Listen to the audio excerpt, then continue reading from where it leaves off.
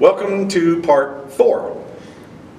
Tonga soa eto amin'ny andihany faefatra. And right now we want to talk about the book of Genesis. Iresaka momba bokin'ny Genesis tsika zao. Genesis.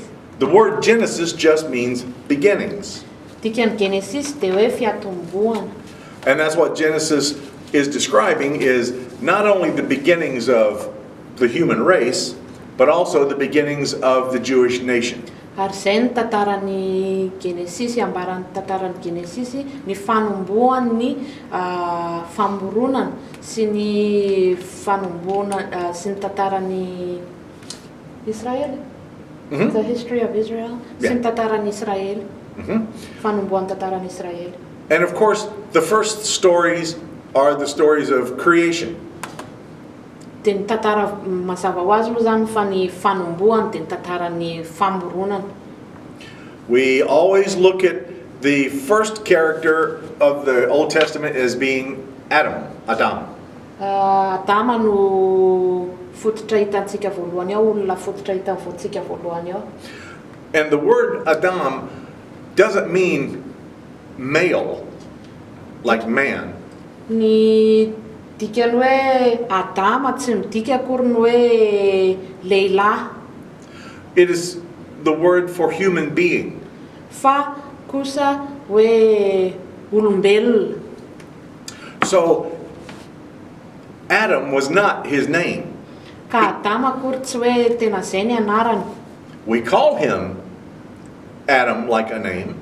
Antsontsika hoe Adama izy, ohatran'ny hoe anarany. But when the ancient Hebrews were reading it, they were simply looking at it as being a human being. Fa ny Hebreo rehefa mijery an'ilay izy miantso hoe Adama dia olombelona no tiany ambara amin'ilay hoe Adama fa tsy olona hoe lehilahy akory fa olombelona en général. He is never referred to as a man until Eve is made. Izy akory tsy hoe natao hoe lehilahy raha tsy efa nisy any Eva. In fact, then he will be referred to as Ish, which just means man, a male. Ary tamin'izay zany izy, zay vao nahazo an'ilay anarana hoe Ish izy, izay midika hoe lehilahy. But he's not called that until after Eve. Ary tsy nantsona hoe Ish izy akory raha tsy efa nisy any Eva. And she is called Isha. Ary Eva natsona hoe Isha. So this is the man and the woman. Ary ito natao hoe lehilahy vehivavy. Adam and Eve refers to the human and the one from the human. Ny Adama dia midika hoe olombelona, dia Eva midika hoe avy amin'ny olombelona. Now, like we said in chapter 1 of Genesis, it describes creation taking 6 days plus 1 day of rest. Ny tantara famoronana dia hitantsika hoe andro enina dia miampy ny andro fahafito izay andro fitsarana. It talks about the creation of the sun and the moon and the stars. Manambara famoronana ny volana, ny kintana, ny masoandro. Talks about the creation of plants and birds and fish. Famoronana ny biby, ny trondro, ny zavamaniry. And animals. And then finally, the human being. Ary farany ny famoronana ny olombelona. Once again, the ancient Hebrews didn't really think that this was the first human being ever. Ny Hebreo tranainy zany tsy mihevitra mihitsy izy hoe ireto no olombelona voalohany. But they knew that they did not have an answer to the question, where did we come from? Fa fantany hoe tsy hainy hoe avaiza no fisintsika olombelona. Fantany zay zavatra zay. So, for the Hebrews, the point is not that one person was created by himself, and then another person, and then many people. Ka ny Hébreu zany tsy nihevitra hoe olombelona ray aloha no natao, dia avy eo ny faharoa, dia avy eo lasa olona be dia be.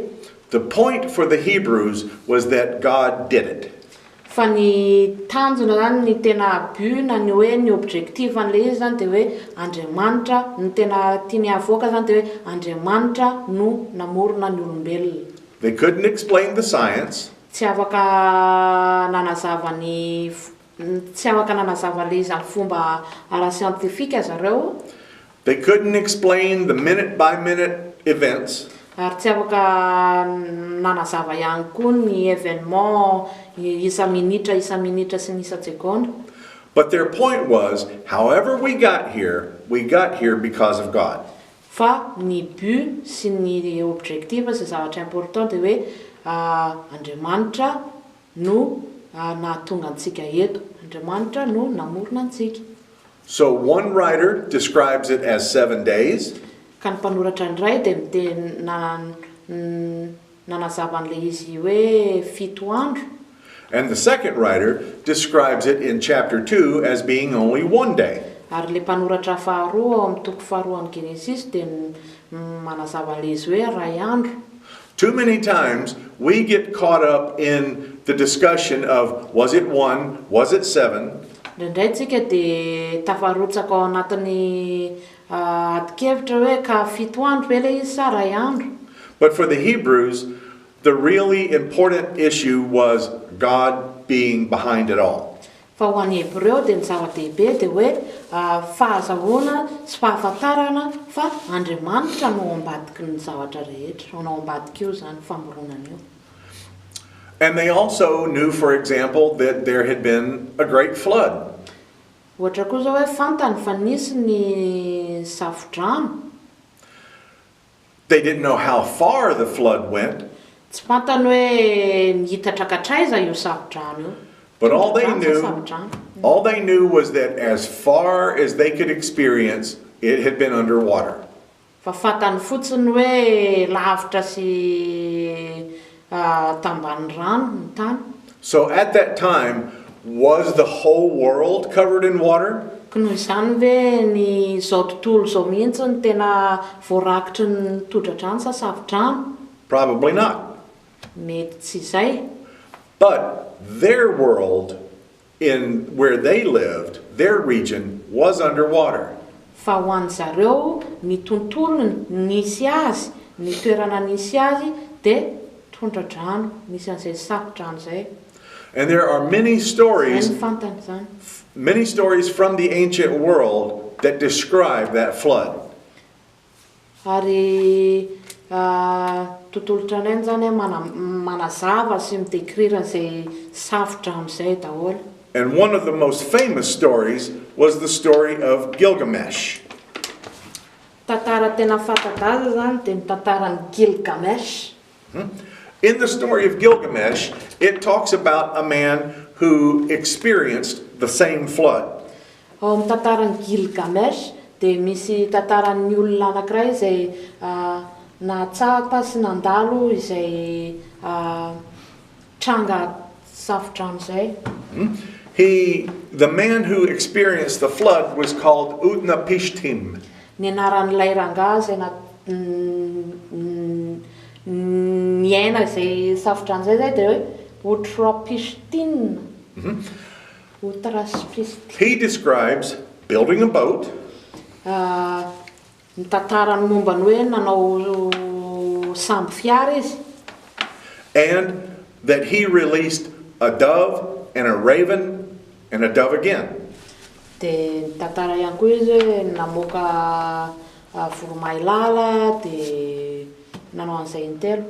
It looks exactly like the story of Noah. Ary tena mitovy be amin'ny tantaran'ny Noa izay tantara izay. Okay?